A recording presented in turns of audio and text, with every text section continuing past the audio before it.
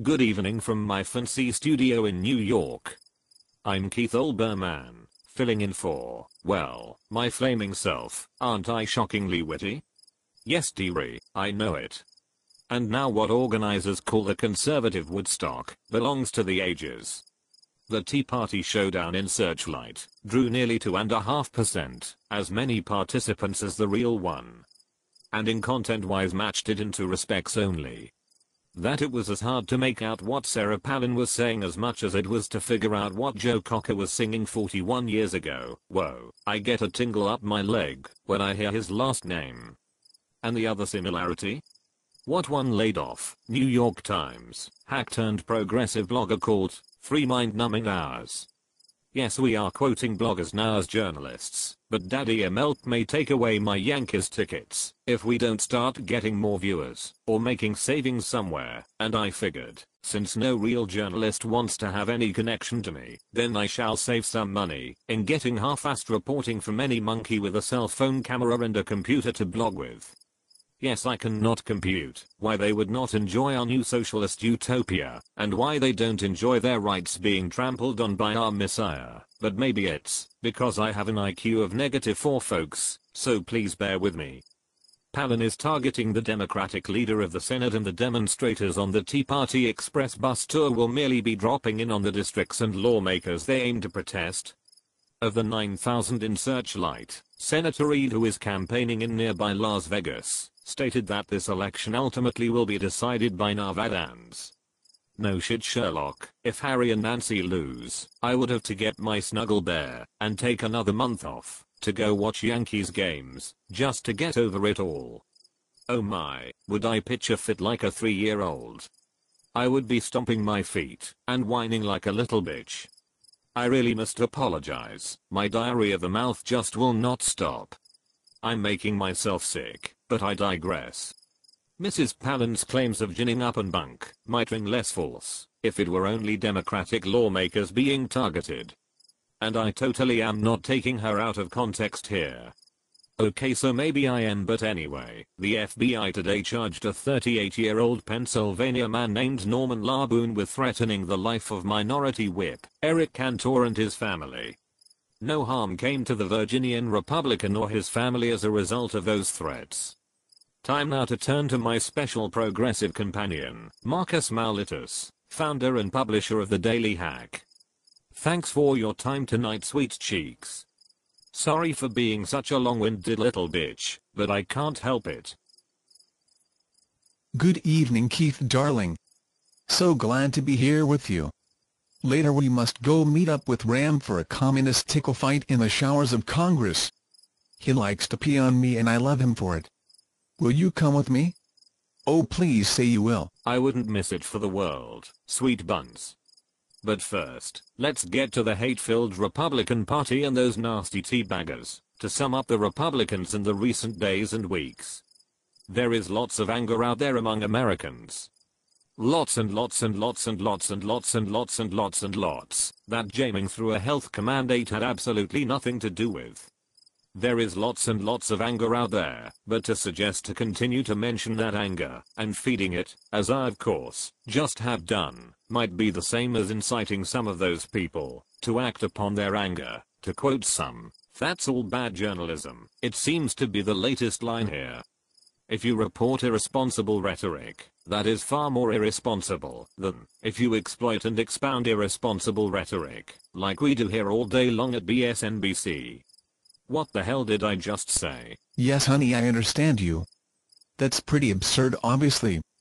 I think the problem for conservatives is that they don't want the world to see that what their so-called populism is all about, after we get our hands on shaping the story. When we propagandists get a hold of their ideals, we change their message and make up lies about how they are racist, their hatred, the displays of bigotry, and how violent these senior citizens really are. Remember, Keith, we know better than anyone, and thankfully, Obama teaches the kids to talk down to their parents. Our lies reflect very badly on Republicans, and that way, we can gain more seats in Congress and get more entitlements. I mean, who's going to pay for my drinks at Barney Frank's underground brothel if I can't get paid for a real job? For shit's sake, I'm a lefty blogger. You know that. We lefty bloggers sit around and rub lotion on each other's nasty bits all day long. You want us to work for a living besides blogging too? You have a point there, sweet cheeks. I would like to lather you in lotion from head to toe later tonight, but you will need to hold me afterwards. I can surely do that, honey baby. But back to these teabaggers. These conservatives would rather the media not report on them so they can rile up these hate-mongers in private as opposed to out in the public. Or at least that's the story I'm sticking to, so we can force our hate on them, and our lies need to be spread because the ends justify the means. This is how crazy Washington, D.C. has gotten these days. If Republicans were to call out this sort of violent extremism that we fabricate and thrust on these hard-working Americans and seniors, then they would be calling out a significant portion of their base.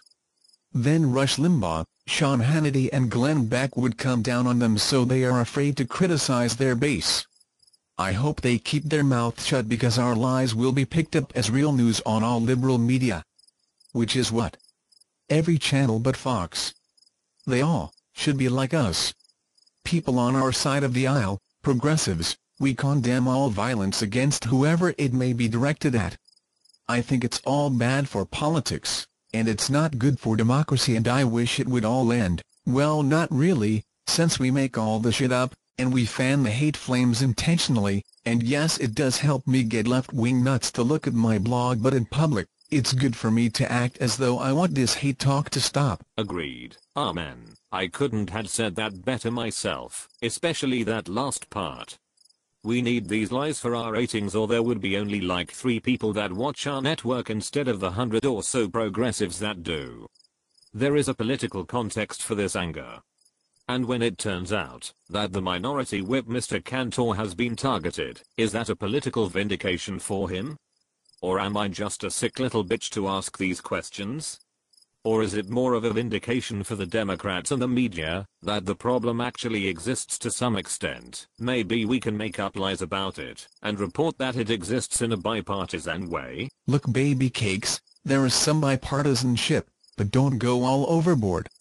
Remember, Cantor is a Republican, so who cares about him? This progressive Obama supporter that threatened Cantor, he also threatened Obama. He threatened the pig from Babe, and he also threatened me. True story. He asked me out on a date and I told him I only do radical hoes from the Socialist Utopia Club.